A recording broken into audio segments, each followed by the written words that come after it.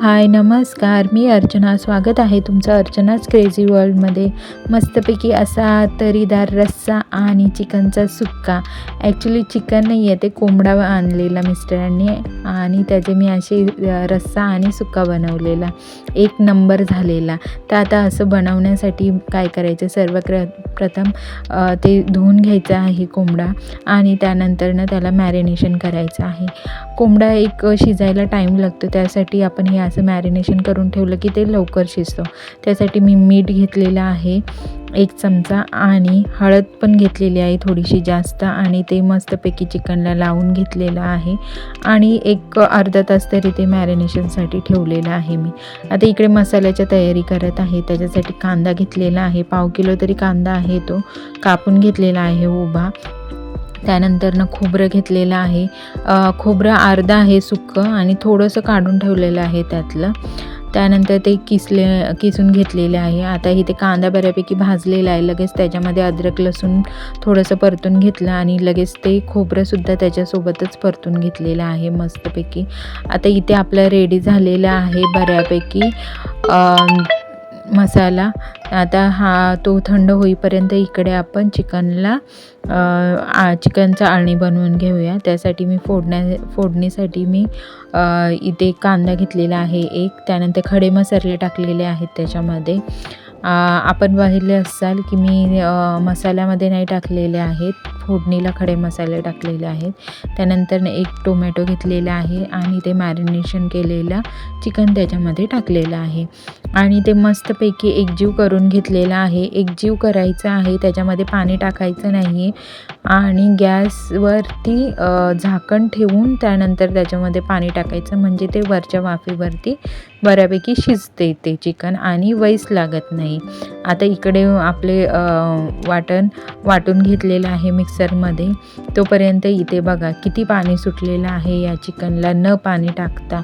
अशा प्रकारेच त्याला चांगलं शिजून घ्यायचं आहे आणि ते आता वरचं पाणी गरम झालेलं ताटावरचं ते त्याच्यामध्ये टाकून घेतलेलं आहे आणि पुन्हा ते शिजायला ठेवलेलं आहे. आता इकडे मसाले मी टाकलेले आहेत. तरी येण्यासाठी या अशा पद्धतीने मसाले टाकायचे आहेत. याच्यात आपला लाल मसाला आहे, गरम मसाला आहे, धनाजिरे पावडर आहे आणि हळद थोडीशी टाकलेली आहे. तेलामध्येच ते टाकायचं म्हणजे चांगल्यापैकी तरी येते. आता हा मसाला आपण बारीक केलेला तो टाकलेला आहे, तो चांगला एकजीव करून घ्यायचा आहे लाल मसाल्यासोबत. हे बघा अशा पद्धतीने ते ढवळतच राहायचं आहे, नाहीतर ते खाली लागते. आता थोडंसं मीठ टाकायचं आहे वरनं, कारण की ऑलरेडी आपण मॅरिनेशनसाठी सुद्धा मीठ टाकलेलं आहे. त्यासाठी मीठ जरा जपूनच टाका. आता हा मसाला बघा बऱ्यापैकी आपला शिजत आलेला आहे. तसा तर आपण भाजूनच घेतलेला आहे मसाला, पण तरीसुद्धा आपल्याला अशा पद्धतीने जरा भाजायचा आहे, तो तेल सुटत. पण आता इथे मी थोडासा बाजूला करून घेते, कारण की सुक्या चिकनला देखील आपण हाच मसाला यूज करणार आहे.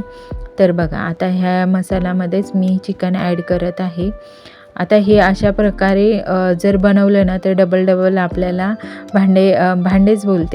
डबल मसाला करण्याची गरज पडत नाही. सुक्यासाठी वेगळा आणि पातळसाठी वेगळा वगैरे. हे अशा पद्धतीने बनवलं की ते एकसाथच पटकन होऊन जाते. आता ह्याच्यानंतर ना मस्तपैकी आता ह्याला शिजून द्यायचं आहे.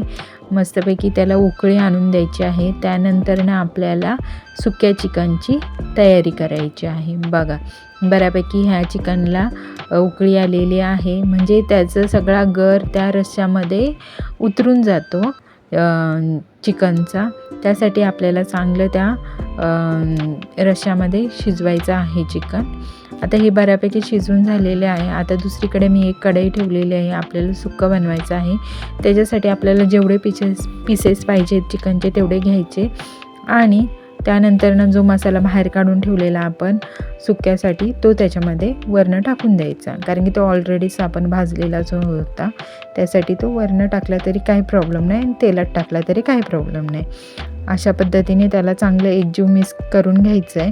त्यानंतरनं मी थोडंसं गरम पाणी काढून ठेवलेलं तर ते थोडंसं टाकलेलं आहे, कारण की एकदम पण असं सुक्कं चांगलं लागत नाही. थोडंसं तरी ग्रेव्ही पाहिजे असते सुक्यालासुद्धा.